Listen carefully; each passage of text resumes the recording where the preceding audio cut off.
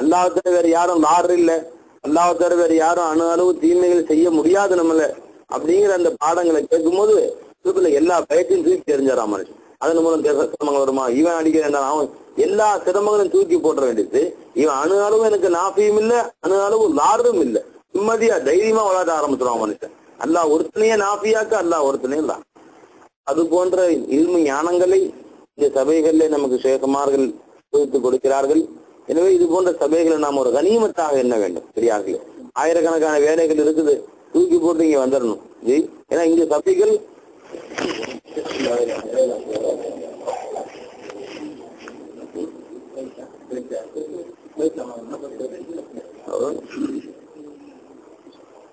அது நம்மளை பார்த்து பேசுறது, நாம் அதை பார்த்து பேசணும்.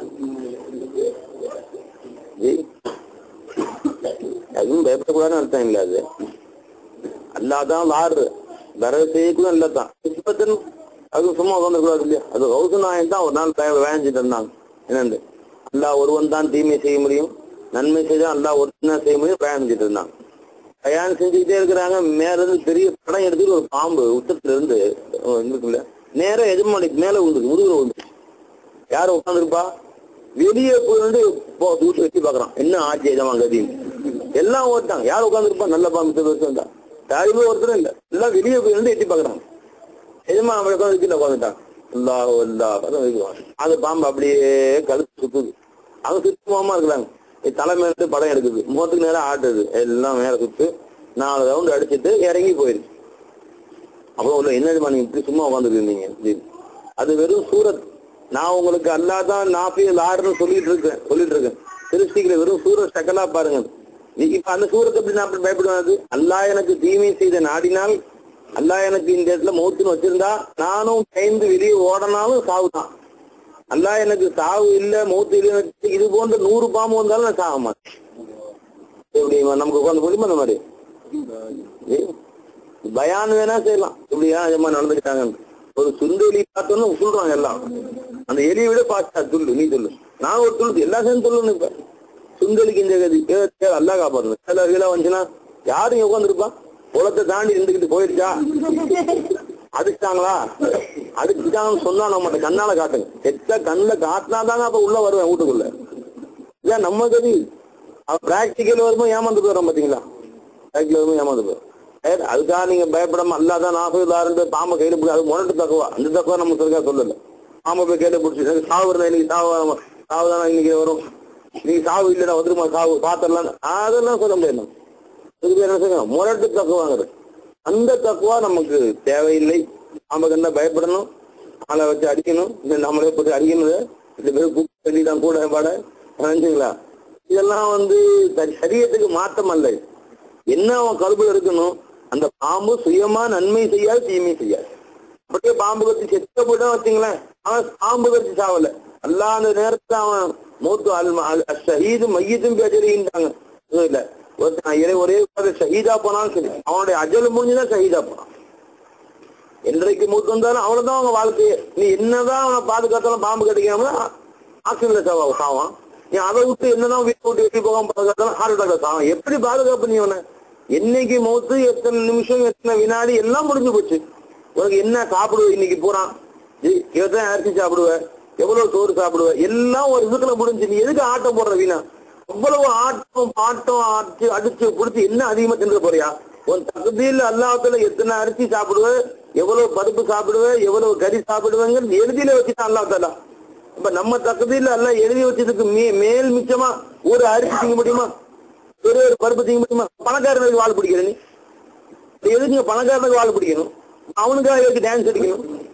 சரியத்துக்கு மாத்தமா நடக்கணும். அதுக்காக வேண்டி நமக்கு நியமிச்சது அல்லது குசிமலுக்கு ஹாசிலும் லகை, எதையெல்லாம் அல்லாஹ் உனக்கு என்று நிர்ணயித்து விட்டானோ கட்டாயமா உனக்கு வந்தே தீரும்.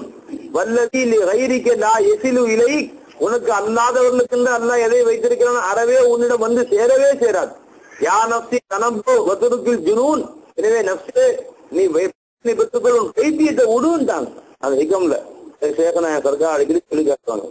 இப்ப அன்பர்களே, நாம் இந்த விஷயத்துல அல்லாஹ் மீது தவக்குல் இல்லாதனால, என்னவோ நம்மளுடைய கைகால ஆட்டுவதனால பெற்றுக்கொள்ளலாம் என்ற எண்ணம் நமக்கு இருப்பதனால மனிதர்கள் இந்த விஷயத்தை ரொம்ப கவலைப்படக்கூடியதா இருக்கிறான்.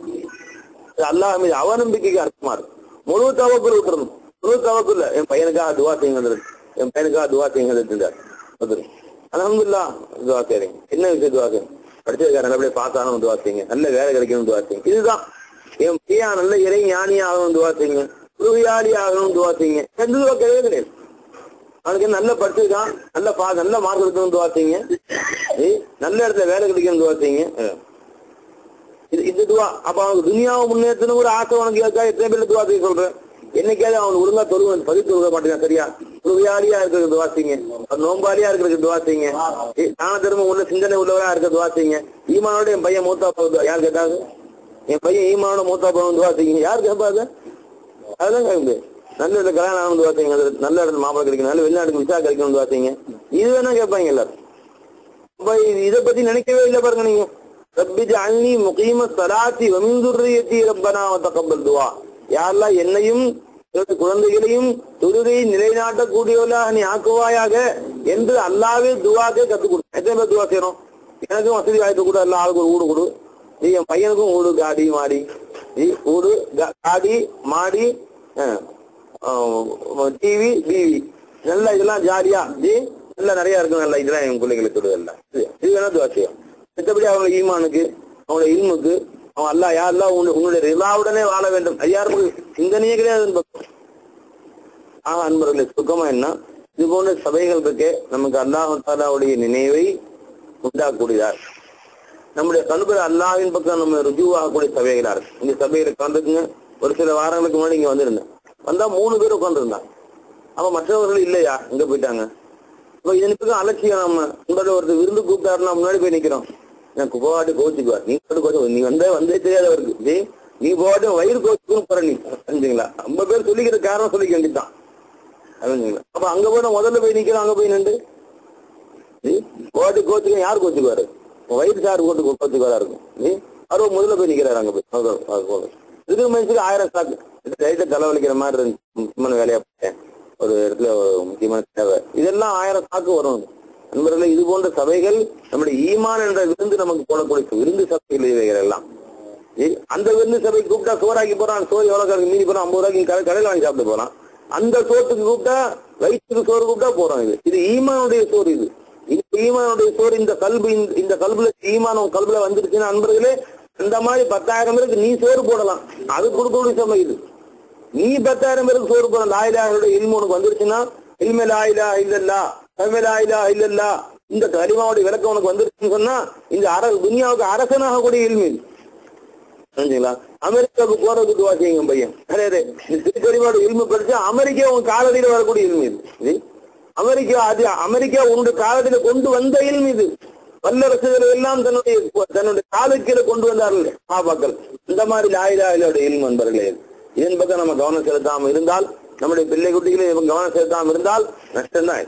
இன்னைக்கு பார்த்துட்டு நான் ஒரு மஜ்லிஸ்ல ரொம்ப கவலையா போயிடுச்சு. முந்தினா மிஸ்கின் வந்துட்டு நம்ம சபைகள் நிரம்பி இடம் அந்த பக்கம் அங்கெல்லாம் உட்காந்துருப்பாங்க. பின்னாடி வர வர குறைஞ்சிட்டு போய் என்ன காரணம்? ஏன் அந்த ஷவுக்கு உங்கள்கிட்ட இல்ல? ஏன் அந்த ஷவுக்கு மக்கள்கிட்ட இல்ல? நாமளும் அந்த ஷவுக்கு கொண்டு வரணும், நாமளும் அந்த பக்கம் வளர்ச்சியை ஏற்படுத்தணும், நமக்கு மற்றவர்களையும் ஏற்படுத்தணும், மற்றவர்களையும் சேர்த்து கூட்டிட்டு வரணும். இதுல அந்த ஷவுக்கை கொண்டு வளர்க்கணும் அவங்க. அதுதான் நம்முடைய ஈமான பாதுகாக்கக்கூடியது. இந்த லா இலாஹ இல்மு இருந்திருக்குமானால் அந்த குடும்பமே செத்து போயிருப்பாங்க. அவங்க போயிருக்க மாட்டாங்க. அவங்க அல்லாஹ் தான் இலாஹ்ங்கிற ஈமான் கல்வி வந்துருந்துச்சுன்னா குடும்பத்துல அவங்க கருவை பண்ணியிருக்க மாட்டாங்க. அவங்க அன்பர்களே, நம்மையும் நம்ம குடும்பத்தார்களையும் வாழும் காலமெல்லாம் மௌத்து வரைக்கும் பாதுகாக்க இல்மாக இந்த இல்மு இருக்கு என்பர்கள். அந்த இல்மு பக்கம் நாமளும் கவனம் செலுத்தணும். நம்முடைய நண்பர்கள் உற்சாக வகுப்பினர்களையும் கவனம் செலுத்த வைக்கணும். எல்லாம் நம்ம அனைவருக்கும் தௌஃபீக் செய்வானாக.